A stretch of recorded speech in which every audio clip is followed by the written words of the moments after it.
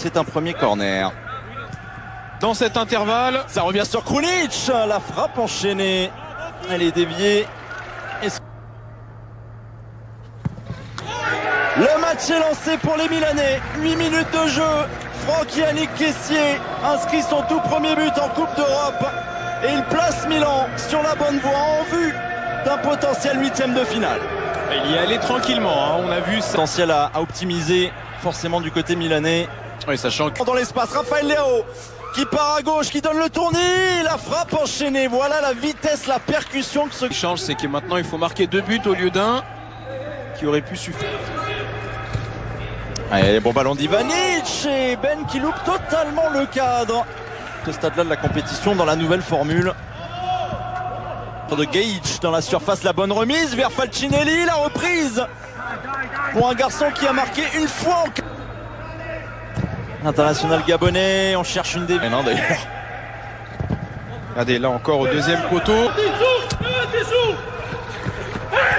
Par deux fois et comme au match aller, la sanction tombe. Milan se fait piéger sur corner. Ce week-end, on a retrouvé ça face à des joueurs bien sûr beaucoup plus forts. Ben, c'est bien joué. En première intention sur Falcinelli qui obtient un coup franc extrêmement bien placé. Elle est prise de vitesse, cette incroyable. Milan et Donnarumma s'en sortent bien, on revoit.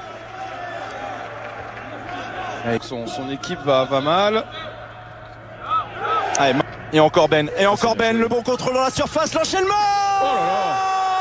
Big Ben a sonné à l'heure. Ouais, que c'est bien joué, hein, cette passe d'ouverture sur Ben. On l'a vu tout à l'heure dévier Ben, on l'a vu frapper ce superbe coup franc. Et là, c'est lui qui est à la finition. Et il y en a d'autres à venir, des duels de la tête. Il y en a d'autres avec cette... Vous envoyez un ou deux au 7-30 de 16. 10 quand même. C'est un petit signe aussi pour Monsieur Stankovic. Ils abordent la surface, la tentative de Kessié. La reprise de Çalhanoğlu qui allume tout, même ses coéquipiers. Ballon qui traîne et qui va jusqu'à Milan Borjan.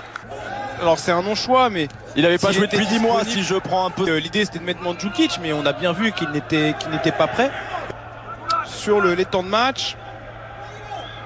Tenez ce début de match avec ce pénalty de Kessié. À l'extérieur du pied. Encore dans le dos de la défense. Tomori pris de vitesse par Falcinelli. Grâce à RMC Sport, il suffit de répondre à cette question et espérer être tiré au sort. Une terrain là, on y va les yeux fermés. Et pourquoi pas Donnarumma. L'appui sur Çalhanoğlu. Il va lui remettre dans la course le centre de Kessié.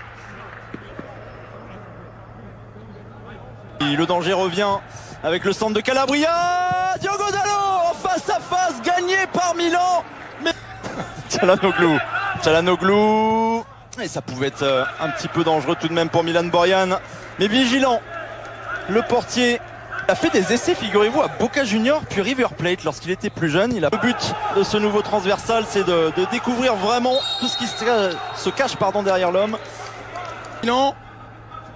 Après, vous ne pouvez pas vous permettre d'avoir une première touche de balle aussi en manque de maîtrise. En combinaison avec une frappe lointaine. Rapidement, on l'a vu dévier pour Falcinelli tout à l'heure. Donnarumma a son regard concentré, posé sur les buts de Milan Borjan. Çalhanoğlu en puissance. Alors on n'a pas l'impression que Milan se met à l'abri. Au contraire, le danger se rend côté gauche avec notamment un Kessié plutôt tour. Et la tentative de Kanga avec le rebond, ça aurait pu surprendre. Falcinelli le relais sur Ivanic dans la surface, la poussée de trop sur Castillejo. Et Zlatan pour un premier centre, trop long. Et Ben qui a un petit peu marché. Il n'y a pas forcément non plus de situation. C'est bien ce que fait aussi l'arbitre. C'est la deuxième fois. Kessié dans la surface, l'appui avec Ibrahimovic. Voilà, ça c'est un mouvement intéressant encore une fois depuis le début. Où Zlatan Ibrahimovic est invité et voilà ce qui a fait polémique. C'est quelque chose que je trouve que... De la Serie A Et la Juve surtout qui revient avec un match en Çalhanoğlu, c'est bien vu dans l'esprit, le centre de Çalhanoğlu, la tête de Zlatan en remise. Et Ante Rebic ni Castillejo ne peuvent dévier ce ballon. Ouais, quel manqué hein. Donc on est à 14 buts et une... Ouais, une rechute au niveau de l'Ischio. Mais pas encore à l'abri. Rebic à l'entrée de la surface, le petit crochet. Ce temps un peu plus faible de leur côté, ils sont en train de subir à voir. Et nouveau centre vers Ibrahimovic, la remise de l'axe.